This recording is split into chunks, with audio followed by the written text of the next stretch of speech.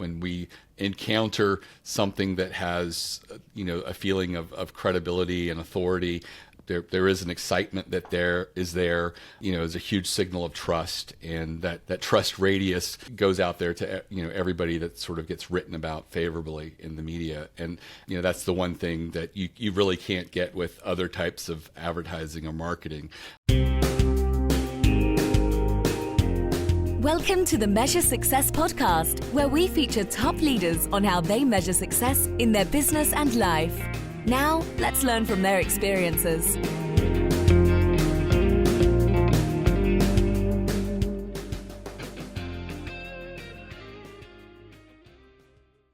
Carl J. Cox here. I'm the host of the Measure Success podcast, where I talk with top leaders about effective strategies that inspire success. This episode is brought to you by 40 Strategy. 40 Strategy is built to make strategy work for small to medium-sized businesses by helping them design world-class strategic plans, but more importantly, help keeping them accountable to actually get it done. To learn more, go to 40strategy.com. If you've been following us on social media, you'd be seeing we have launched also 40 strategies. This is our top 40 strategies that we help businesses maximize their potential to make sure they can actually increase the value of their business. To learn more about that, go to, once again, to 40strategy.com, or you can go onto our social networks such as LinkedIn, and you'll see the best methods and possibilities. And we also have a free strategy assessment to help you start down that path and journey. Really excited today to talk about our guest, Mickie Kennedy. I've been really looking forward to this. He is your solution and guide to many things that may seem esoteric, frankly, in today's modern day of social media. Mickie is a part of the traditional media, and it has a real value in today's world as well. Mickie Kennedy is the founder and president of eReleases, the small business leader for press release distribution, now celebrating 25 years in business. Truly somebody you can trust. He's an expert at helping small businesses increase their visibility and credibility, and he's here today to share some valuable insights. Mickie, welcome to the Measure Success podcast. Well, thanks for having me. Absolutely. So Mickie, I am super curious, how in the heck did you get into this business? And before you go into that, share with me just in a little bit more depth, what does your business do on a regular basis to help out small businesses? Right. So I got started, I guess, around 26, 27 years ago. I was finishing up a Master's of Fine Arts in Creative Writing. And my game plan was to wait tables and write poetry and lead a very bohemian life. And I spent a summer waiting tables and realized that I wasn't getting any writing done. I wasn't getting any reading done.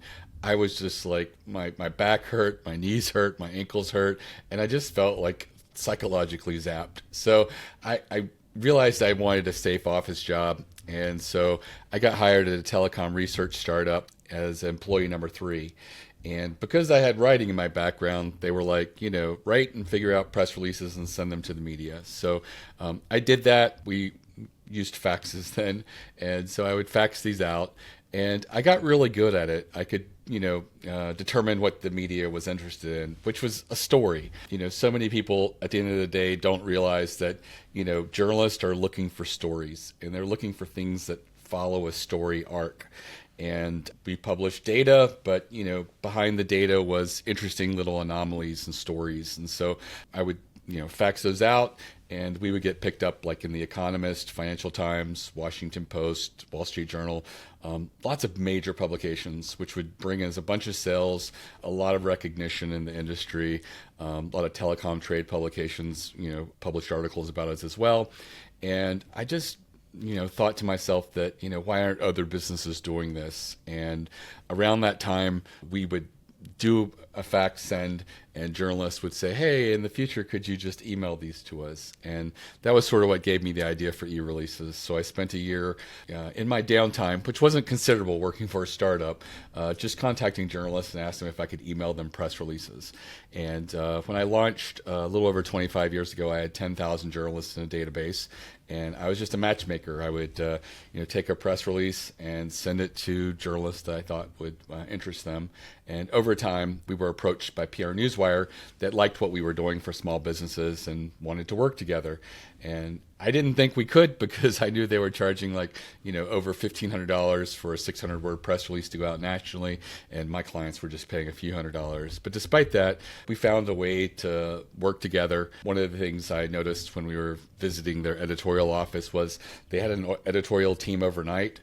It was small, but they had to be there in case there was breaking news or they needed to get something out to Asia, but they weren't doing much. And so one of the things that we started at that point was taking our press releases and setting them up for next business day by default so that their overnight editorial team could work on them and not cost them additional labor. And so that was sort of how we work things out. And because we represent so many small businesses doing over 10,000 releases a year, we're able to get a really good rate with them. So, one of the things that people ask is, why don't we just go directly to the newswire? And I'm like, well, you probably pay triple what you pay through eReleases to get the same distribution through them. And so that's, one of the big benefits of working with us. It's a lot cheaper than going directly to the newswire. I love it how that opportunity was created, right? From multifaceted. One is you were, first of all, creating value. But what you did is, that's pretty unique, right? To be able to partner with a larger scale organization, you're still able to give your clients best value fees. They were able to find a labor efficiency overnight, right? By basically using already paid for talent. It was effectively free, right? And going through that process. And now we move forward with releasing it. I think that's absolutely remarkable. So, Mickie, this is like the whatever you want to call it, the $1,500 question, the $500 question, or perhaps the $1 million question. Why does traditional media, here we are, so much things that are out there today of social media and Facebook and Instagram and TikTok, and I need to do all these different pieces, right, to become viral and to become special, right? This is kind of the what you see today is the most important thing to do. But you've been doing old school press releases, right? And thriving. I mean, you have a very successful, thriving business. Why is a press release valuable and different than traditional medias today, social medias today? Sure. So it really comes down to, I guess, the third-party corroboration and credibility that comes with earned media.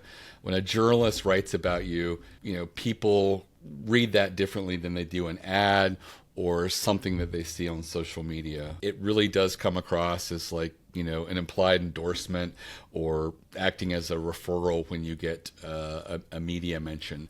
I personally have read lots of articles and even blog posts over time where someone is writing an article about, say, a Kickstarter campaign. And then I immediately want to go find that campaign and support them. And, that doesn't happen with advertising. You don't have that sort of enthusiasm and immediacy to buy.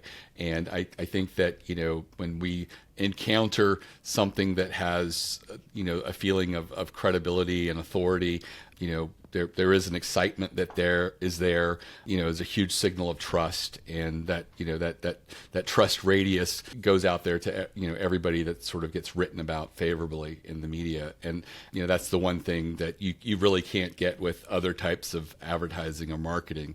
I had just a couple of weeks ago a client come to me and say, hey, we got 300 and some people coming through an article that did click through to them, had a URL. Not all articles do, but some of the online ones will. And in their case, they said, we had almost 180 people convert, which is over a 50% conversion rate. Is that possible? And I'm like, yeah, it is with earned media. Not everybody who read the article clicked through. So, those people got vetted out from, just visiting the article. But the people that do click through, often, if it's a consumer product or something that's extremely affordable, they'll just hit the buy button. Of course, if it's a B2B or something like that, that has a longer sell cycle, you don't get that immediacy. But you do tend to get people that then come part of your leads pipeline and generally do convert and generally turn out to be really great customers, because when people come from earned media, they often aren't necessarily shopping the best price. They're looking for what they feel is a really good fit, and those are really some of the best customers that people get is through earned media. Okay, so a question somebody might be asking, so press releases, where does this go? How do you help guide a small business, right, to go, where should it be released, and to which respective outlets, and Does it go to all of them? Help give a little bit more color and detail into some of that. Right. So when stuff goes over a wire, it does go out nationally. So a lot of the major media will see it. There are those that just look at everything, but it also gets tagged according to your industry segmentation. When you place the order, you get to choose the categories, and you're looking for the most appropriate fit. I had a golfing client who insisted on choosing banking as his category and business as his other category, and didn't choose golfing. And his logic was, there's over 4,000 journalists in banking and over 6,000 in business and just under 40 in golfing. It didn't do well. And now the Newswire probably wouldn't even send that because it's so off target. But, people in the banking categories are expecting banking news, and they are banking journalists. His reasoning was, a lot of people who buy golf clubs are bankers. A lot of people who, are buying golf products are business people. But, we're sending releases to journalists, and this is their beat. And that was the disconnect. When he resent the release, nobody picked it up the first time, sent it again to golfing. It got picked up in 4 golf publications, ended up selling over $400,000 of golf clubs. So it was successful, but he was thinking quantity over quality. And, that'll tell you that, 4 appropriate golf magazines are going to give you a much better success rate than, 0 banking and business, because they're not going to cover it. And so that is really important, is that you're sort of focusing on who your customers are. And you have to think about what are the publications that your customers read, what are their audiences, and then, who are the journalists who report and write about that.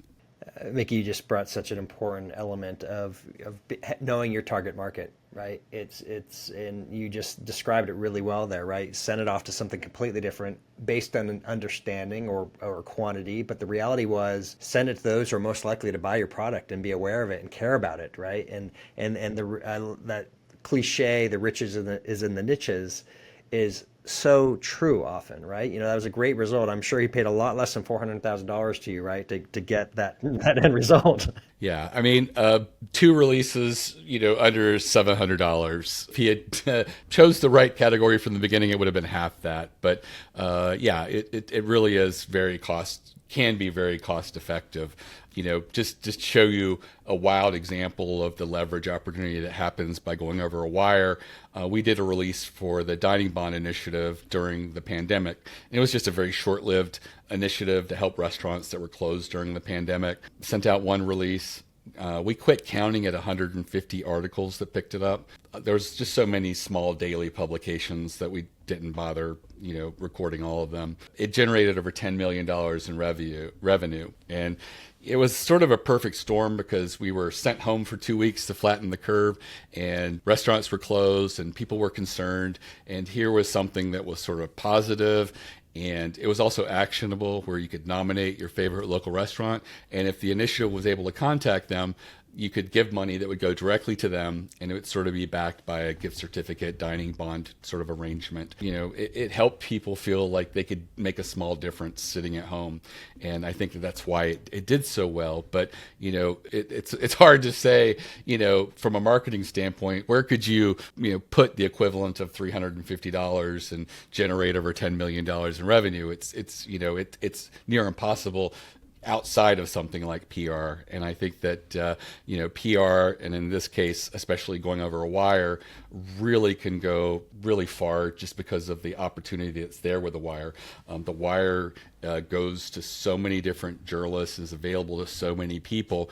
And I don't know if you know this, but, a lot of newspapers and a lot of traditional media is hurting.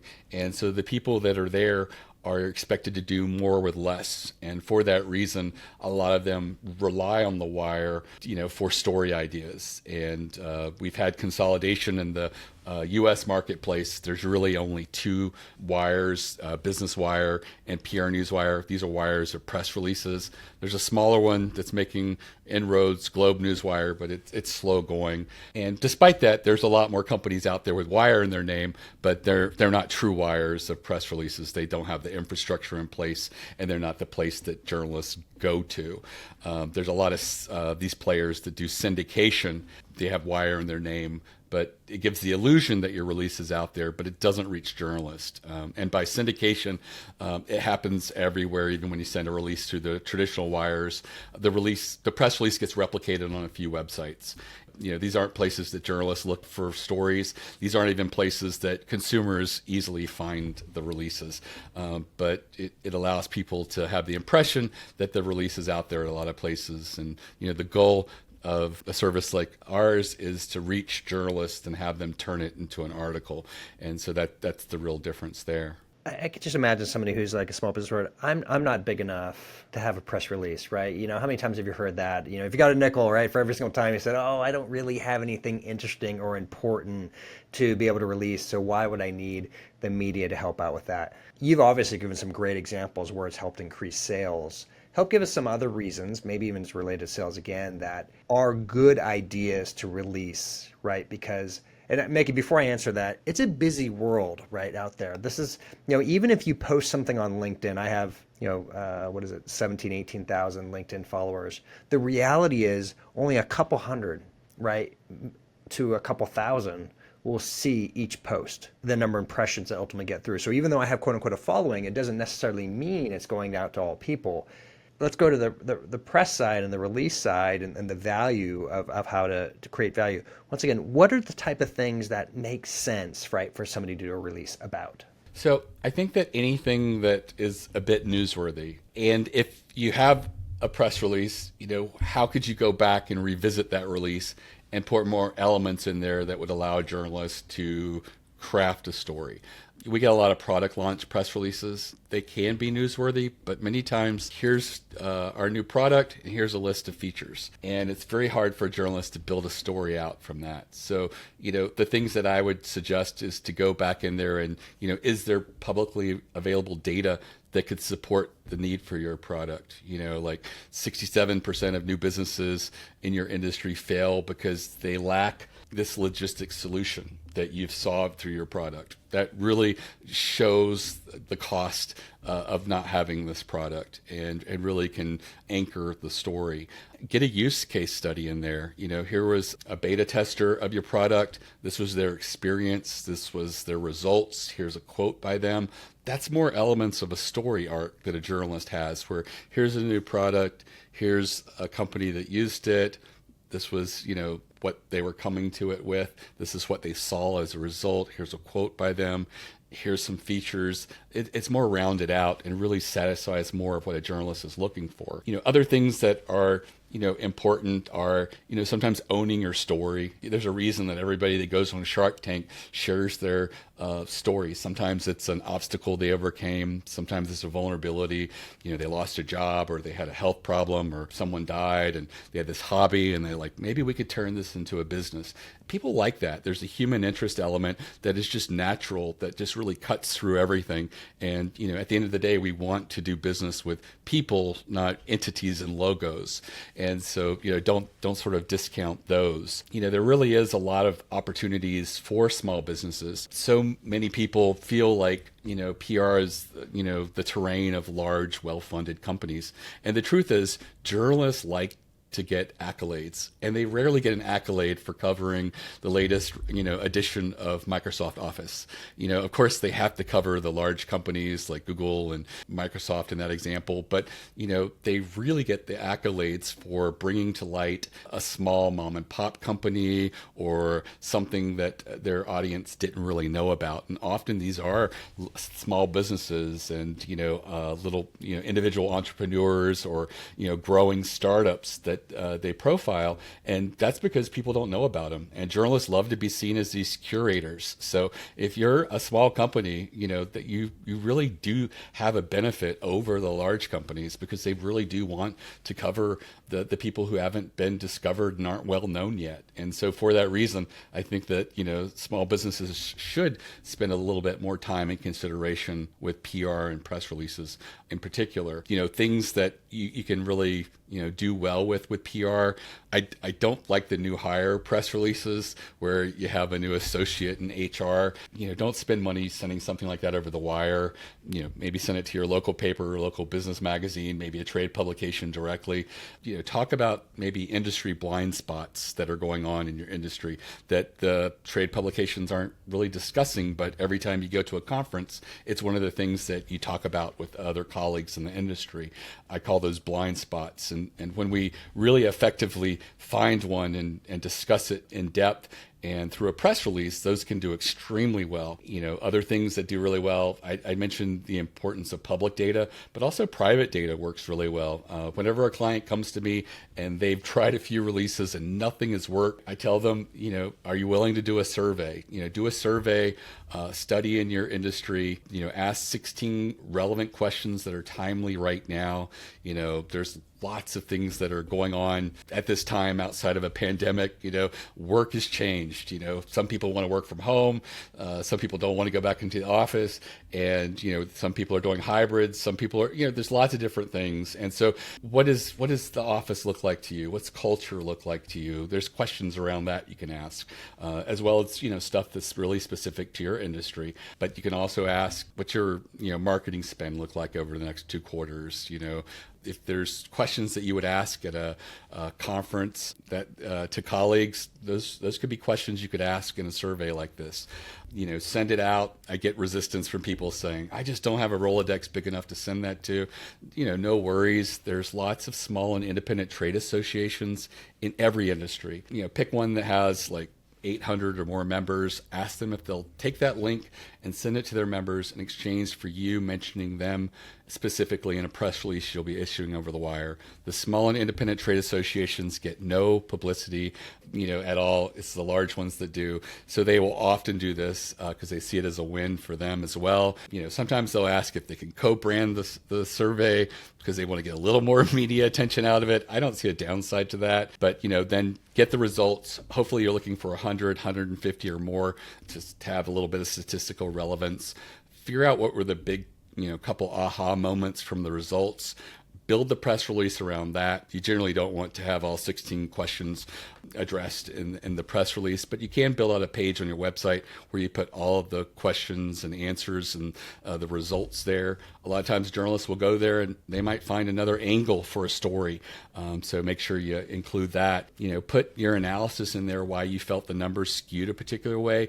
Put a quote by you. You're the expert because you did the survey. Every time I've coached clients through this, they've generally gotten between 8 and 14 articles, earned media, people writing about them. The least we've ever seen is, and that's a huge win for someone, sending out press releases to get that number of earned media. And it's a great way to sort of establish yourself as an expert in the industry. I have one client who does this, and they've done it for years. And everybody in their industry expects the survey now, and they're known as the survey guys. And they did it, just by going out there and trying it and seeing if it would work. And that's a great example. And I also, something that's really important there, because once again, people have questions like, how can I do this? Where should I do it? How important is it? Is you really help out with that design, understanding, strategy, if you may, within the release itself, right? To help maximize the potential reward or results that you're going to get as doing it. Is that correct? Yeah, I do. I have limited availability for coaching people through that, but we do. I also have a free course where I walk through that as well, so that's available to anyone. Perfect. Yeah, thank you. And I appreciate you sharing and clarifying once again what you can and can't do. But I think what you said there alone is pretty huge, right? There's so much opportunity here. And now, may I ask the silly question? Generative AI has really changed drafting, right? And creating. Are you all using that at all? I'm just curious, is how much is that being used? And what are some of the pitfalls or risk around using generative AI with press releases? Right. So I have played with it. I find that you can use AI to write a really good press release. You still have to make sure that everything is accurate within it, because sometimes AI can, sort of make assumptions, but you really have to go to it knowing what you want. And I think the best outcome is where you approach it paragraph by paragraph with the goal of what you're wanting to say, especially with the idea of the press release. If you just ask it to write a press release, or write a press release on a new location for a franchisee, it'll put something together, but that generally isn't the type of release that's going to get picked up. So I would approach it with a really newsworthy idea, and sort of, to get the best mileage out of it, is like have an idea of what you want the headline to be about, and ask it to write 10 headlines on that, and sort of pick and choose or steal elements from several headlines to really put together a really solid one for you. And then do the same thing with the opening paragraph about that. And I don't see a downside to it, because at the end of the day, the press release is written for the journalist. It's not going to, necessarily be an article that's going to live on a page that Google would care about. And Google has this. Google at one point says we don't like AI content. Now they're saying we don't really care. But I would never feel comfortable having my blog post written by AI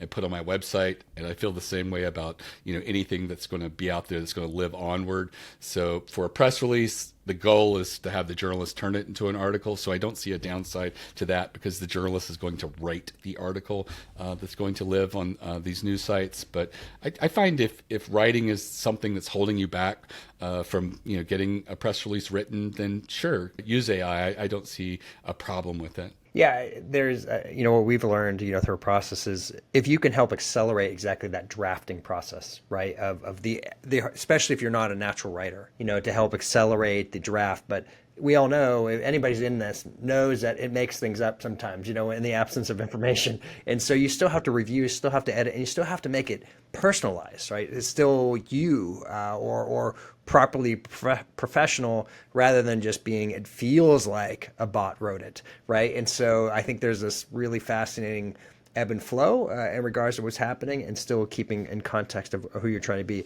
One last kind of business related piece question here is that somebody, let's say for argument's sake, may have 6 months ago released something, and they may feel like it's been out there and done, but the reality is nobody's ever heard of it. Just big picture, just their kind of family and friends, and maybe their email list, and perhaps their initial social media. Question: is it okay 6 months, a year, months, 18 months to still release something like it just recently came out? Because the reality is still nobody knows about that particular event or product or release that may be taking place. What do you know? What do you advise your clients when they run into this? Oh man, yeah, I just released something 6 months ago, but we didn't do anything about it. Right. I think that's fine to do a press release. You just have to be careful that you don't have a lot of language on your website and other places that have dates that show that been out there for a long time. There's always exceptions. One of the things that we have people come to us, we have a lot of authors,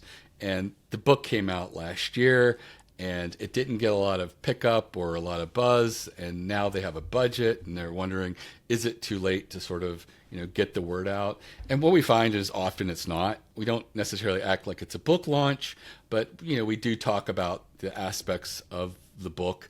We often try to tie it with something that might be going on recently, either within an industry or within the world at large that the book addresses, and taking that current event hook and sort of aligning it in there, gives the impression to people that it's a new book, but we don't say that it is, and the media generally responds to it well.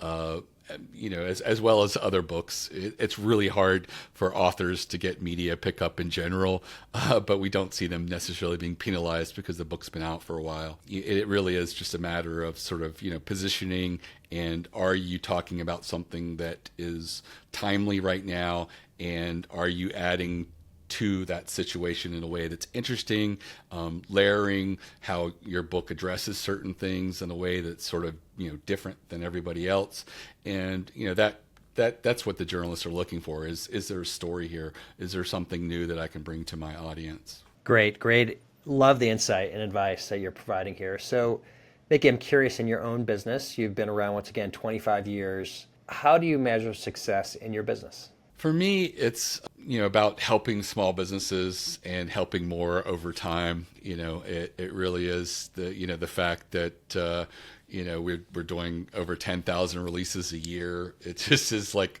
phenomenal, because I can remember a time when we were doing under 10 releases a week. And so helping more people over time, getting more wins for people, learning what's working and what's not working, and sharing that with my customers. I have a lot of PR firms that are my clients as well, and sharing even with them what I see that's working, and allowing them to do what they do really well.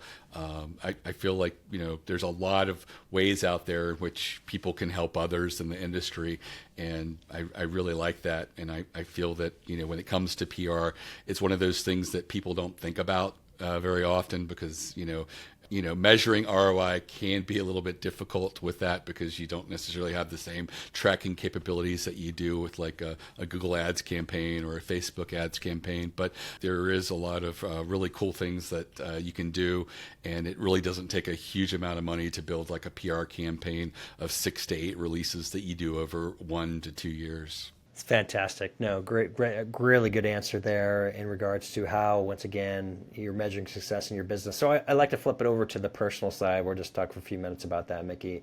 I'm kind of curious for you. You've had a very successful business for 25 years. How have you personally, internally, what type of habits have you figured out internally to help make sure you're bringing your A game every day and every week and every year and every year, to help deliver to your clients? Right. For me, it's getting away from micromanaging the business. I got away from the office in 2015 and just focused more on strategy, educational opportunities like podcasts like this one, and taking what I see that's working with my customers and seeing if there's lessons there that can be repeated with other customers, and then passing that knowledge along to them. Yeah, I loved what you described there. Something we talk about of you've done a great job with is what you've learned to work on your business, right? Versus just working in your business. And that's such a important part of any small business. I mean, of decreasing the risk of your business from a shareholder. You become more of a shareholder, so to speak, now, right? A proponent of your company rather than just working in the business. And I love it that you helped figure it out, learned how to do that. So I'm going to go to the personal life. Here you have this pretty cool thing going, right? Once again, silver anniversary, 25 years of success of doing what you're doing. How do you now measure success in your personal life? I think for me, it's, being a good father, good partner, building a legacy. I went into this with my creative writing background, and I took 20 some years off, and I started writing poetry again a few years ago. So I'm working on getting book together and getting that published, and I have something to pass along. Also, taking what I'm learning with PR, I published a couple of books there, and it really is just about sharing and being someone who educates and tells talks to others about the opportunity that's there. I think that's really important, and that's kind of what I look for building a legacy. Awesome, great answer, Mickey. And not one of your own books, but what is a book that has really inspired you that you'd recommend for our audience? For me, it's the 80/20 Sales and Marketing. It's I think there's a subtitle there. It's by Perry Marshall. It really sort of opened up my eyes as a non-business person, about what you should be focusing on your business. There is no one answer in the book. It's not like focus on this and not that, but it's like figuring out what are the things that drive your business and what are the things that you focus on that aren't really, providing much in the way of closing sales or developing leads and things like that. And I've sort of, taken that approach and started A/B split testing lots of little things throughout my business other than landing pages and ad campaigns. It's like, onboarding new customers. What's that look like? And is this the best solution or is this? And testing both and seeing what the lifetime value of those customers are. And, the answers have been, really interesting and have really helped me to sort of hone, how we interact with customers. Perfect. Mickie, how can people connect and learn more about you? Sure. So the website's eReleases.com. All my social media is there, including my direct LinkedIn. I do have a free masterclass that's available to anyone. It's a good place to start if you're thinking about PR or considering it. It's less than an hour video masterclass, and it's at eReleases.com/plan, PLAN. And it really will give you an idea of what strategic types of releases you should be considering. And if you build a PR campaign with that in mind, you'll definitely have a lot more successes than failures. Perfect. Mickie, it has been an absolute pleasure to have you on the Measure Success podcast today. Oh, thank you. And to everyone else who's listening, I hope you have learned something today. You know, it is, once again, if you're in a small to medium-sized business, you may have not have considered using traditional releases, right, to help get out your product, your service, one of incredible things that you're doing out in the world. And once again, if people don't know what it is, they're never going to find out about it. And this is just a great new channel that is an old channel, frankly, has been going on for a really long period of time that you might not be into it because you've been focused on what I'd say is social media focus. And if you may Google, and Facebook for over these years. And I just love it how Mickie has done with eReleases, helped out companies with some incredible ROI. That you don't typically hear, in some other things. I know that's not every single experience, Mickie, but you do definitely have some great return investments that people have done by working with eReleases. And so, Mickie, thank you so much. If you've loved this podcast, I encourage you to go and rate it. I love the written comments whenever possible. That helps us continue to grow with our intent of becoming one of the top 100 business podcasts in the U.S. So go out there and say what you like about it, and we really appreciate that. And that helps continue bringing great people like Mickie on our podcast consistently. With that, wishing you the very best at measuring your success. Have a great day. Thanks for listening to the Measure Success podcast. We'll see you again next time to learn from the best. Remember to subscribe now to get future episodes.